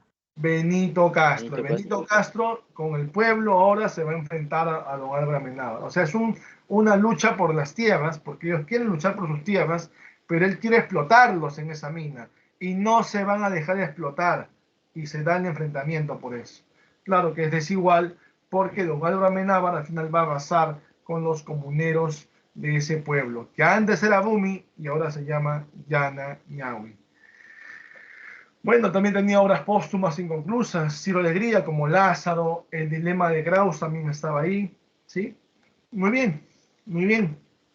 Y tenía cuentos como Duelo de Caballeros, como Calixto Garmendia, como La ofrenda de piedra, por ejemplo, ¿ya? Bueno, esa era la corriente indigenista del norte, Ciro Alegría. Y en el centro encontrábamos a Manuel Escorza, quien denunció en sus obras, como en su novela Redoble por Rancas, la lucha por las tierras pero ya no de un hacendado peruano contra los comuneros peruanos, sino de una transnacional minera, la Cerro de Pasco Corporation, quitándole las tierras a los comuneros de Rancas. Y ahí se llama por eso la novela Redoble por Rancas. Es una novela de tinte social, de protesta contra los abusos y prácticamente muerte de los comuneros de Rancas, ¿ya? Apoyado por el Estado, por si acaso. Manuel Escorza tiene Redoble por Rancas, tiene Historia de Garabombo el Invisible, El Cantar de Agapito Robles, son novelas que tiene Manuel Escorza. Y en poesía encontramos Los Adioses, Imprecaciones. Él es un representante también de la generación del 50. ¿Ya? Muy bien, hasta ahí vimos. Profe, se nos pasó tal vez una obra del iniciador del indigenismo, porque hay una obra del iniciador del indigenismo donde plantea el tema que el amor es capaz de sobrepasar las barreras raciales y sociales, donde hay esclavitud justamente hacia el hombre negro, al hombre, ¿no?, de color negro, ¿no?, así le dicen, ¿no?, el hombre de color. Bueno, La Che. Matalache, Matalache de Enrique López Albuja. Muy bien, hasta ahí indigenismo peruano, unidad 12. ¿Sí? ¿Alguna duda tienen? Hasta ahí. Si a ustedes le preguntan en qué obra encontramos a Rosendo Maki, Benito Castro, ¿en qué obra? El El mundo es mundo es ancho y ancho y lleno. El mundo es ancho. ¿Cómo se llama el pueblo ahí? El pueblo. Rumi, muy bien. El pueblo se va a llamar Rumi. Muy bien. ¿Qué pasó, Raúl? ¿Por qué estás así, un poco contento estás? ¿Esa cara de felicidad o...? Muchos datos, profe, va a decirme seguro. Bueno, bueno. ¿Qué pasó, Raúl? A ver, cuéntanos. Bueno, ya nos contará Raúl, ya, ¿qué pasa? Ahí está Raúl, tal. Sí, pues parte de, pues Raúl, es parte de, pero están las precisas, no estoy ahondando en detalles por si acaso, ¿no? Las obras, sus situaciones, ¿sí? Lo que pueda desarrollarse tal vez, ¿ya? Muy bien, muy bien. Vamos a la unidad entonces, la unidad 14, justamente generaciones 50, 60 y 70 que vimos hace poco, ¿sí? Y cuando hablamos, a ver, de 50, 60, 70, bueno, del 50 a 60, ¿qué tenían en común? ¿Qué tenían en común? La dictadura. Muy bien, ¿de quién? ¿Ah? ¿La dictadura de quién? de Odría. Muy bien, de Manuel Odría, quien los va a perseguir, los va a encarcelar o genera el exilio, ¿sí? Y recordemos, a ver, esa literatura de 50 y 60, ¿de qué nos habla? Su literatura, ¿de qué nos habla? ¿De qué proceso nos habla? Migración. Migración. ¿Y la migración de dónde a dónde iba? Del campo a la ciudad. Del campo. Del Ángeles. Muy bien, del campo a la ciudad. Y recuerden, ahí había una problemática del campesino, ¿sí? Porque vamos a ver juventud descarriada, vamos a ver crecimiento de las barriadas, alienación, vamos a ver la polarización social, ¿sí? Son detalles que se ven dentro de esa llamada, bueno, dentro de ese llamado proceso migratorio, ¿no? Consecuencias del proceso migratorio del campo a la ciudad, por así decirlo. Muy bien, muy bien, muy bien, muy bien, muy bien. Excelente, excelente. Ahora, dijimos en poesía había representantes, ¿cierto? Había representantes en poesía y estaba ahí el máximo representante de la generación del 50. ¿Quién era? Julio Ramón Ribeiro. En poesía, en poesía, en poesía. Alejandro. Romualdo. En poesía, Alejandro Romualdo. Sí, profe, porque si hablas, no dice en poesía o narrativa, yo digo, bueno, Julio Ramón Ribeiro, ¿no? Pero es en narrativa, pues, ¿cierto? Es en narrativa, ¿ya? Y de Alejandro Romualdo, recordar, bueno, Canto Coral a Tupac Amaru, que forma parte del poemario Edición Extraordinaria, que es de tendencia social. ¿Ya? Alejandro Romualdo Trujillano, dijimos, ¿cierto? Periodista, dibujante, polemista, pero sobre todo poeta, decía él. Sobre todo poeta. Y en narrativa, en este caso, tenemos a Julio Ramón Ribeiro, un libro de cuentos, su cuentística, ¿cómo se llamó? Su libro de cuentos. La palabra del mudo. La palabra del mudo. Encontrábamos varios cuentos, ¿cierto? Entre ellos estaba el cuento de la explotación infantil, el cuento donde el abuelo en ese caso, vive en frustración, quiere lo mejor para sus nietos, pero lamentablemente tiene que explotarlos, ¿no? Los gallinazos Los sin, Los plumas. gallinazos sin plumas. sin plumas, hay un chancho llamado Pascual, los hermanos llamados Efraín y Enrique, el abuelo Don Santos en este caso, ¿sí? Bueno, de ello hablamos la clase pasada justamente. Cuando hablamos nosotros de la narrativa de Julio Ramón Ribeiro, recordar también a este profesor suplente, otro cuento, Alienación, La botella de chicha, Silvio Merceral, tiene varios cuentos aparte de los gallinazos. Sin pluma, que es el cuento más emblemático de Julio Ramón Ribeiro, quien también tiene un libro de memorias. ¿Cómo se llama el libro de memorias de Julio Ramón Ribeiro? Solo para fumadores. Solo para fumadores, solo para fumadores. Muy bien. Ahí a Raúl quiere que ya sea ya el examen, ¿no? Sí, pues, muy bien. ¿Qué más encontramos? Encontramos también, por ejemplo, el libro de memorias que ustedes han mencionado, solo para fumadores. Tenía novelas también, Los Genocidas Dominicales, Crónica de San Gabriel. Son novelas también de Julio Ramón Ribeiro, máximo representante de la generación del 50. Y luego vimos la generación del 60, ¿cierto? Del 60. Y ahí, por ejemplo, ¿qué dijimos sobre nuestro amigo Mario Vargas Llosa? ¿Era iniciador de qué? ¿De qué era iniciador? De un latinoamericano. Un latinoamericano. ¿Y su primera novela cuál fue de él? Porque inició el boom, ¿sí? La La, ciudad de los perros. la ciudad y los perros. Muy bien, muy bien. ¿Cuál es su última obra de él? Dijimos. Lo escribí inclusive ayer. Su última obra, 2022. La mirada quieta. La mirada Mirada quieta. quieta. La mirada quieta, que es un ensayo. Y si no hubiese esa obra, dijimos que era 2020, Así es. medio, 2020, medio siglo con Borges, que es otro ensayo.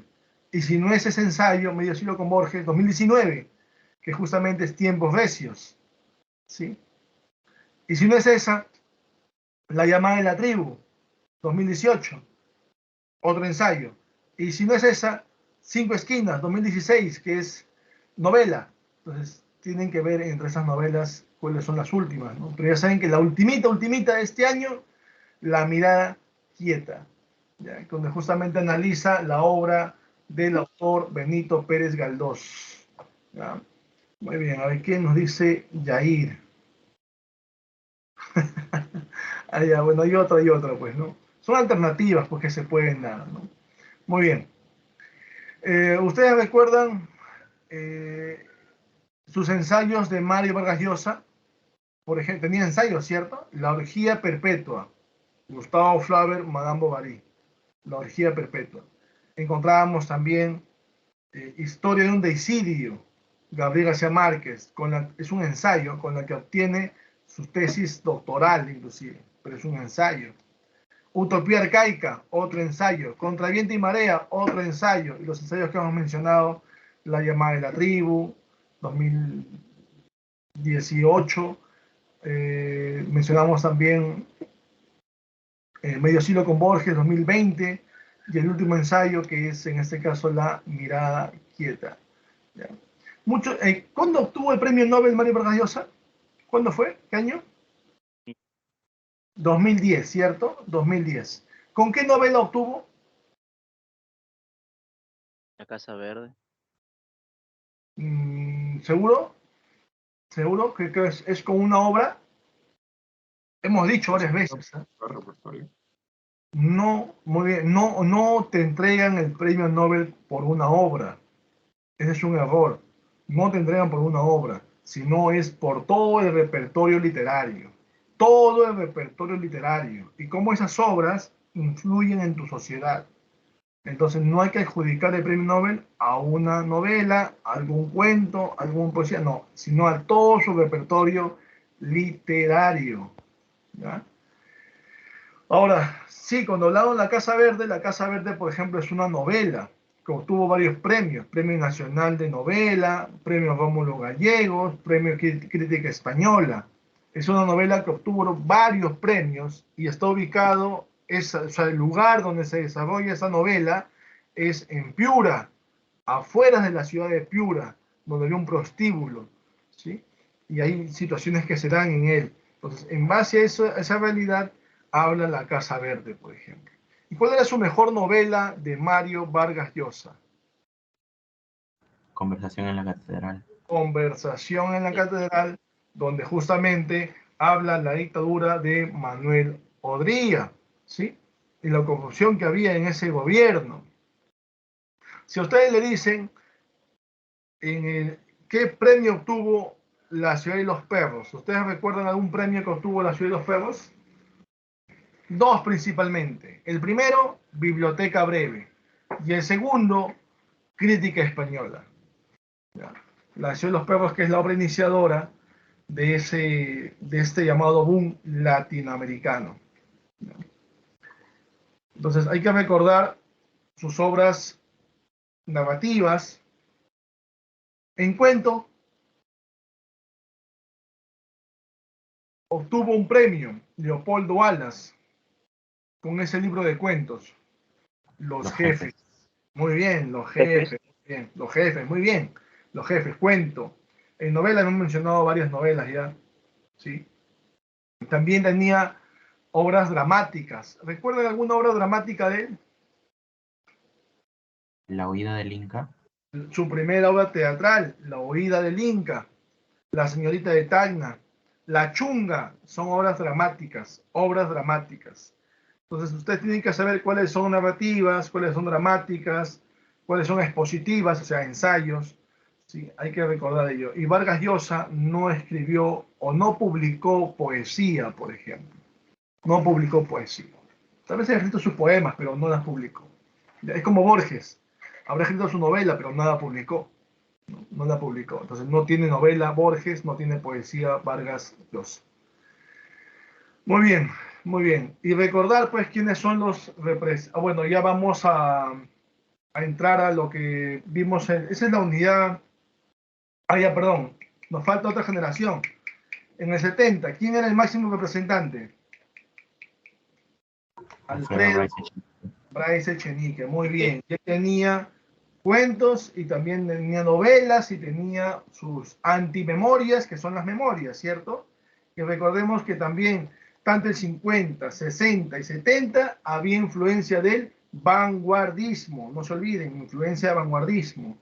¿Ya? Cuando hablamos de Alfredo Echenique, recordar su libro de memorias o antimemorias, Permiso para vivir, Permiso para sentir, Permiso para retirarme. ¿Sí? En sus novelas, bueno, está La Miguelita de Tarzán, El huerto de mi amada, su novela clásica, inclusive que gana un premio, Fomento la Cultura, Ricardo Palma. ¿Cómo se llama su novela? Donde critica a la aristocracia limeña por la forma como educan a sus hijos, su comportamiento. Un mundo para Julie. Un mundo para Para Julius. Y recuerden, 50, 70, 60 hablan de la clase media, vivencias, generación del 50, modernización de la clase media, generación del 60, y del 70 habla de la clase alta, de la aristocracia, la burguesía limeña, por así decirlo. ¿Ya? Y sus cuentos, profe, La felicidad, ja, ja, y también estaba Huerto Cerrado, que obtuvo un premio otorgado por la Casa de las Américas. ¿Ya? Esa es la generación del 70. Ahora sí vamos a la unidad 14, que es la que hemos visto hace poquito también, ¿sí? Y recordemos que habían forjadores y habían otros que eran los forjadores, iniciadores o fundadores, y otros eran del boom. A ver, quiero que me digan los 6 forjadores, los 6 iniciadores incluyendo, yo les digo, a ver, les digo algunos detalles, ustedes me dicen quién es, pero son 6 que hemos visto, ¿ah? 6 forjadores. A ver, ¿quién es el iniciador de esa nueva narrativa hispanoamericana? ¿Quién inició con todo ello? Inclusive con una novela llamada El Pozo. Nacionalidad uruguaya, muy bien, Juan Carlos Onetti. Juan Carlos Onetti. Premio Nobel, 1967. Su Miguel obra, Ángel Asturias. muy bien, Miguel Ángel Asturias. Su obra, El señor presidente. Tenemos también ahí al teórico de lo real maravilloso, el cubano, Alejo Carpentier. Carpentier, muy bien, muy bien. En su obra, ¿recuerdan? El reino de este mundo, donde plantea lo teórico de lo real maravilloso. También tiene otra obra que se llama El siglo de las luces también, ¿no? Después teníamos también ahí a un venezolano que renovó la novela histórica, Arturo Uslar Pietri. Después teníamos a un mexicano que planteó lo real maravilloso a través de su novela Pedro Páramo, en un pueblo llamado Comala. Juan Rulfo. Juan Juan Rulfo, Rulfo. Juan Rulfo. muy bien, Juan Rulfo, muy bien. ¿Sí? Y por supuesto encontrábamos ahí al maestro del cuento fantástico, de la literatura fantástica. ¿Quién era? Argentino, Jorge Luis Jorge Borges. Luis Borges, quien tenía ensayo, ¿sí? Ahí está El tamaño de mi esperanza, Inquisiciones, quien tenía cuentos como El Aleph, como ficciones, El libro de arena, y tenía poesía como Fervor de Buenos Aires con tendencia ultraísta. La Voz Profunda también estaba ahí. Bueno, mencionamos a ellos, ¿no? Que son forjadores, iniciadores, ¿sí? Y el otro eran los del boom, que eran 4. Y ahí había 2 premios Nobel. Gabriel García Márquez, ¿cierto? 1982. El otro era Mario Vargas Llosa, 2010. Estaba un mexicano que desarrolló la novela Total. ¿Recuerdan? El mexicano, autor de La muerte de Artemio Cruz y La región más transparente. Claro, él, Carlos Fuentes. Voy a colocar acá, Carlos Fuentes. Es autor de esas novelas. Y desarrolló la novela Total. Ahí está, Carlos Fuentes. Ahí está en el chat, también se los he puesto, por si acaso, 2 novelas que tiene él, y hay que recordarlas, ¿ya? Si yo le digo, Rayuela es una leyenda experimental, ¿está bien o no? Rayuela es una leyenda experimental, ¿qué dicen? ¿Sí o no? Es una novela experimental. Profe, es una novela, muy bien, es una novela experimental, muy bien, no leyenda, no poesía, no cuento, no mito, no, es novela, no se olviden eso, ¿ya? Muy bien, muy bien. Yo les digo, a ver,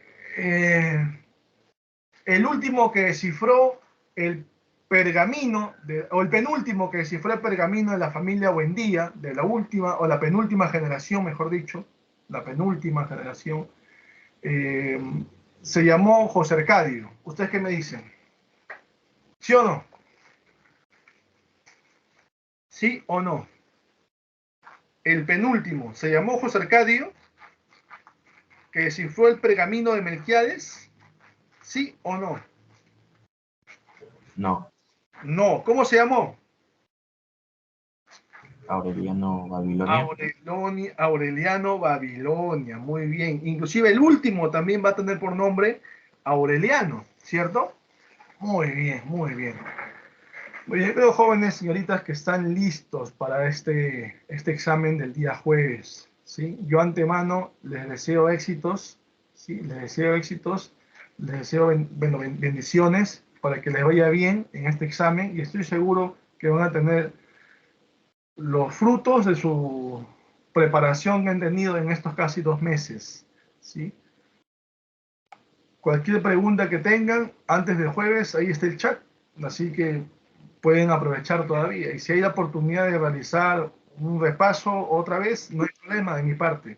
Cuando gusten, Mientras no demos todavía con el examen final, hay días todavía que pueden aprovechar. ¿Sí? Yo les deseo éxitos, bendiciones, les vaya muy bien. Y cualquier cosa, su servidor, José Vila Castillo. Gracias, que tengan muy buenos días.